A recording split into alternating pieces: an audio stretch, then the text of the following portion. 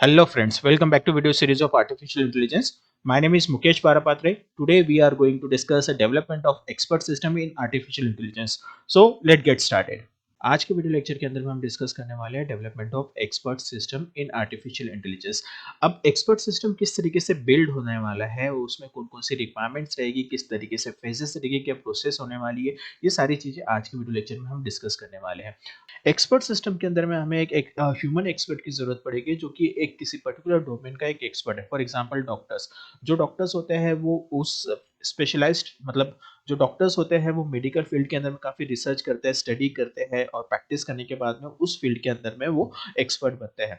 जो भी human being किसी एक डोमेन में एक्सपर्ट है, उस एक्सपर्ट को हम बोलते हैं ह्यूमन एक्सपर्ट, और उसका नॉलेज हम क्या करने वाले किसी एक एक्सपर्ट सिस्टम के अंदर में स्टोर करेंगे।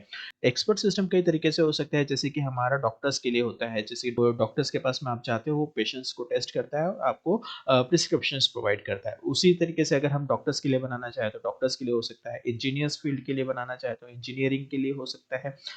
वैसे finance, banking, accounting, different chemicals को टेस्ट करने के लिए या फिर किसी स्किन के लिए, तो डिफरेंट डिफरेंट टाइप के हम एक्सपर्ट सिस्टम्स बना सकते हैं। ओके, सो उसके लिए अलग अलग ह्यूमन एक्सपर्ट की जरूरत पड़ेगी according to domain, according to expert system, according to different different domains experts की जरूरत पड़ेगी।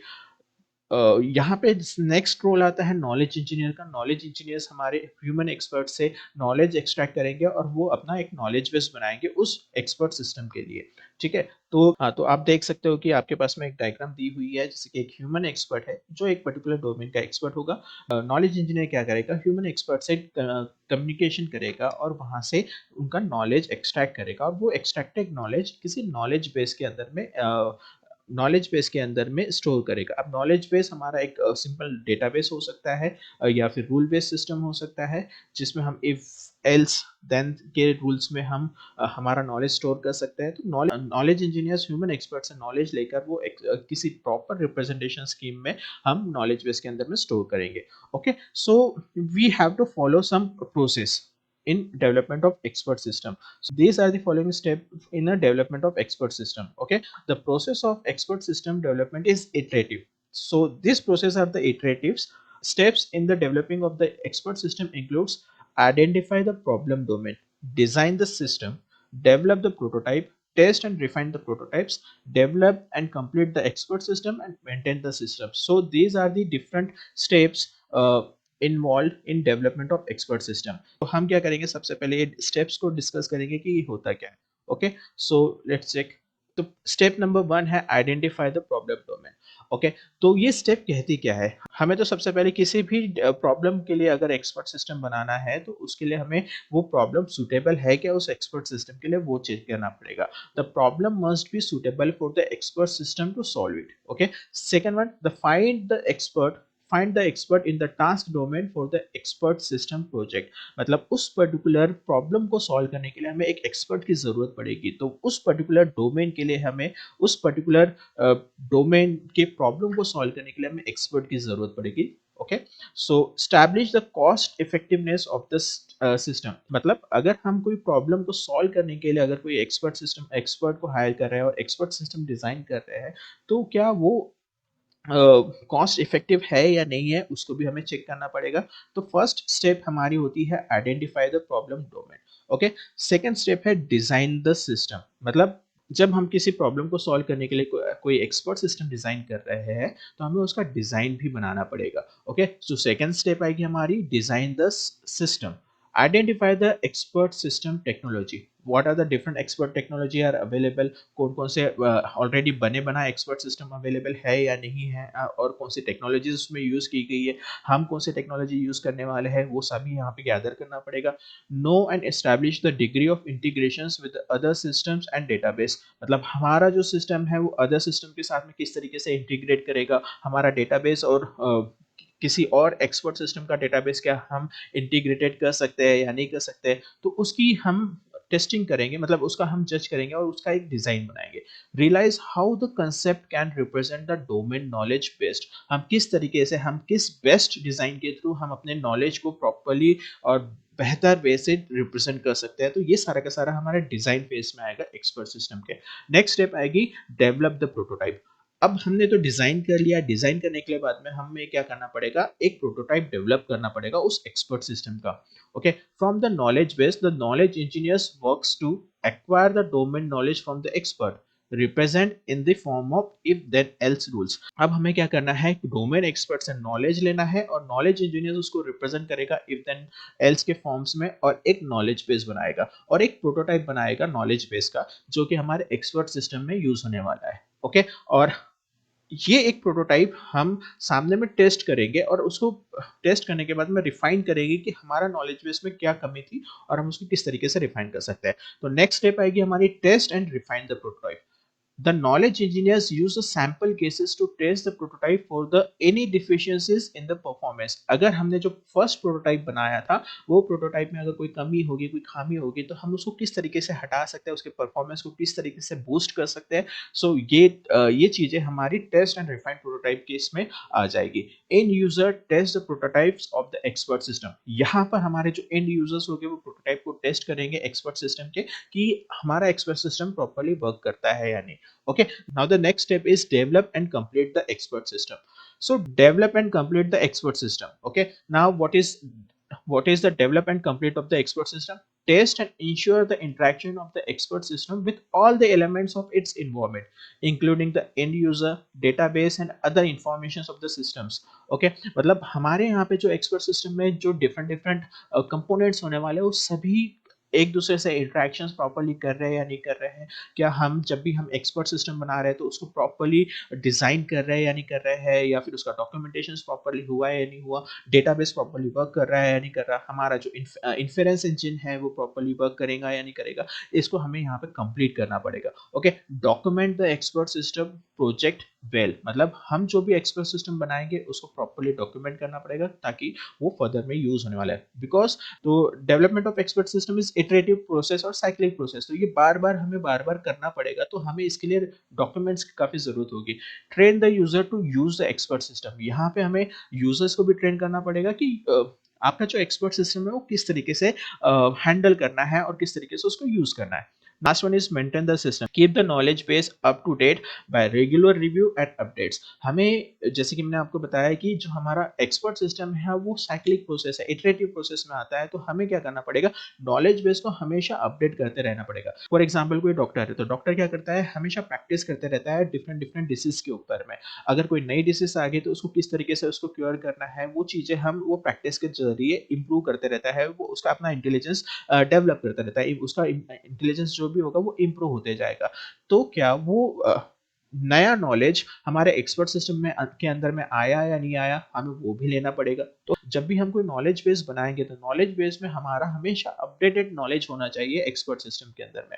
Okay, cater the new inferences with the other information system as those system evolve। जैसे जैसे हमारा नॉलेज बेस डेवलप होगा और अप टू डेट होते जाएगा, वैसे वैसे क्या हमारा इन्फेरेंस इंजन भी नए कंक्लूजन ड्रॉ कर सकता है या नहीं कर सकता है, हमें उसको भी चेक करते रहना पड़ेगा। Okay, so these are the different development process of expert system। so this process is a cyclic process। अब हम इसको चेक करेंगे ये किस तरीके से साइक्लिक प्रोसेस है। Okay, life cycle of expert system, as you know that we discussed already the different component of expert systems। here is a diagram which contains the different components of expert system। we have a user interface, we have a inference engine, knowledge base and working storage। okay, जैसे कि आप देख सकते हो यहाँ पे यहाँ पे एक यूजर है जो कि यूजर इंटरफेस के साथ में इंटरेक्ट करता है। यूजर क्या करेगा, नॉर्मली क्वेरीज करेगा यूजर इंटरफेस के अंदर में, वो इंटरेक्ट होकर आपके इन्फेरेंस इंजन के साथ में, इन्फेरेंस इंजन उस क्वेरी को लेके प्रोसेस करेगा, नॉलेज बेस के साथ में जो भी डेटा रिक्वायर्ड होगा वो नॉलेज बेस से फेच किया जाएगा और उसके अकॉर्डिंग नए कंक्लूजन्स ड्रॉ होकर और आपके यूजर इंटरफेस के ऊपर में आएंगे। ये यूजर इंटरफेस और इन्फेरेंस इंजन जो है वो डेवलप करता है सिस्टम इंजीनियर। सिस्टम इंजीनियर जो कि नॉर्मली डेवलपर्स होते हैं, यूजर इंटरफेस और inference engine plus knowledge base, इनको डेवलप करने का काम सिस्टम इंजीनियर्स करते हैं। अब आते हैं हम यहाँ पर नॉलेज इंजीनियर्स के बारे में। नॉलेज इंजीनियर क्या करते हैं, हमारे डोमेन एक्सपर्ट से नॉलेज गैदर करते हैं, नॉलेज एक्सट्रैक्ट करते हैं और वो आपके नॉलेज बेस के अंदर में स्टोर करते हैं। ओके, हमें ये जो प्रोसेस करनी होती है वो कंटिन्यू प्रोसेस करनी होती है, क्योंकि डोमेन एक्सपर्ट का जो नॉलेज है काफी वास्ट होता है, वो डे बाय डे चेंज होते रहता है और उसके अकॉर्डिंग हमारा नॉलेज बेस भी अपडेट होते रहना चाहिए।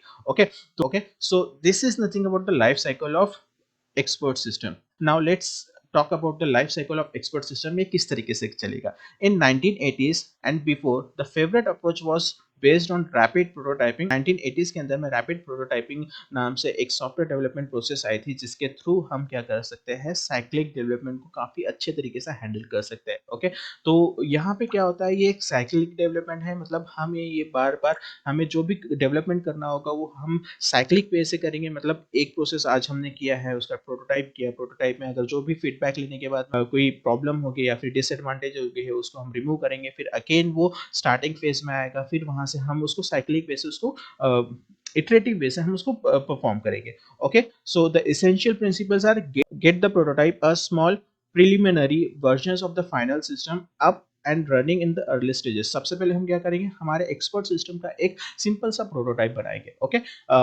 फिर जो भी हमारा प्रोटोटाइप बनेगा हम वो प्रेजेंट करेंगे हमारे डोमेन एक्सपर्ट के साथ में और यूजर्स के साथ में, ताकि वो क्रिटिसाइज करे कि इसमें क्या क्या प्रॉब्लम्स है. Okay, present this to the domain expert for the criticisms. Proceed to refine this prototype with the repeated debugging and knowledge aggregation stages. मतलब ये जो प्रोटोटाइप बनेगा, इसमें जो भी प्रॉब्लम्स है डोमेन एक्सपर्ट्स ने बताया है, जो भी सजेशंस बताया है, वो सजेशंस को इंक्लूड करते हुए आपका सिस्टम इंजीनियर्स और आपका नॉलेज इंजीनियर्स क्या करेगा, उसको रिफाइन करेगा. और वो कंटिन्यूसली वो प्रोसेस कंटिन्यूस रहेगी. Okay, continue with the cycle until the knowledge base is finished. मतलब ये प्रोसेस कब तक के चलेगी, जब तक कि हमारा नॉलेज बेस फिनिश नहीं होता. नॉलेज बेस हमेशा हमारा अपडेट होते रहने वाला है, तो ये जो प्रोसेस है वो हमेशा कंटिन्यू रहने वाली है. Now let's understand how the expert system is work on cyclic development. आप देख सकते हो कि यहाँ पे जो नॉलेज एक्विजिशन प्रोसेस है, जो कि नॉलेज इंजीनियर्स करता है एक्सपर्ट्स है, एक्सपर्ट्स का जो भी एक्सट्रैक्टेड नॉलेज होगा वो यहाँ पे आएगा. फिर उसके अकॉर्डिंग हमें एक प्रोटोटाइप डेवलपमेंट करना पड़ेगा, एक सिंपल सॉफ्टवेयर मॉडल डेवलप करना पड़ेगा. जो भी हमारा सॉफ्टवेयर और जो प्रोटोटाइप डेवलप होगा उसको हम क्रिटिसाइज करेंगे. मतलब जो भी एक्सपर्ट है, जो यूजर है, हम उनसे वो टेस्ट करवाएंगे क्या वो वर्किंग है या नहीं है, उसमें सजेशन, उसमें कुछ चेंजेस चाहिए या नहीं चाहिए. तो इस तरीके से हमारे ये प्रोसेस कंटिन्यूसली साइक्लिकली, ये जो प्रोसेस है वो हमारी कंटिन्यूसली चलती रहेगी, जिसलिए हम इसको बोल रहे हैं साइक्लिक डेवलपमेंट. ओके, सो नॉलेज एक्विजिशन हम देखते हैं. यहाँ पे हम बेसिकली क्या करने वाले, preliminary explorations of field initials knowledge engineers interview. Knowledge acquisition process में क्या करेगा, जो भी हमारा नॉलेज इंजीनियर्स होगा वो डोमेन एक्सपर्ट से इनिशियली इंटरव्यूज लेगा. इंटरव्यूज लेने के बाद में वो भी सारा रिकॉर्डेड होगा. रिकॉर्ड होने के बाद में वो जितना भी डेटा हमारा नॉलेज इंजीनियर्स गैदर करेगा, उसके अकॉर्डिंग क्या करेगा, वो प्रोटोटाइप डेवलपमेंट करेगा. नाउ प्रोटोटाइप डेवलपमेंट में क्या होगा, building a small system containing a few of the features. मतलब जो भी फीचर्स होके वो जो भी स्टार्टिंग में इनिशियल फीचर्स मिलेंगे उसके हिसाब से वो प्रोटोटाइप डेवलपमेंट करेगा. After this present to the prototype to the domain expert for him or her to criticise and improve. अब जो भी हमारे पास में प्रोटोटाइप मिला हुआ है, हम उसको क्या करेंगे, क्रिटिसाइज करेंगे. हमारा जो डोमेन एक्सपर्ट होगा उसको क्रिटिसाइज करेगा कि क्या वो वेल है या नहीं है, मतलब वो प्रॉपर है या नहीं है, उसमें कोई सजेशंस देगा, उसमें जो भी चेंजेस हो गए वो चेंजेस करेगा. फिर अगेन फिर उसके अकॉर्डिंग नॉलेज इक्वेशंस होगी. ओके, के बाद में फिर क्या होगा, अगेन वो नॉलेज एक्विजिशन प्रोसेस के पास में आ गए. यहाँ पे नॉलेज इंजीनियर्स अगेन क्या करेंगे, correct and expand the knowledge on the basis of domain experts comment. जो भी प्रोटोटाइप के अंदर में जो भी हमने फर्स्ट प्रोटोटाइप बनाया था, जो भी उसमें डिसएडवांटेजेस है, उसके अकॉर्डिंग नॉलेज एक्विजिशन किया जाएगा. उसको डोमेन एक्सपर्ट करेक्ट करेगा, डोमेन एक्सपर्ट के नए कमेंट्स आएंगे. फिर उसके बाद में हमारे जो बेसिक प्रोटोटाइप थे, वो बेसिक प्रोटोटाइप में हम चेंजेस करेंगे.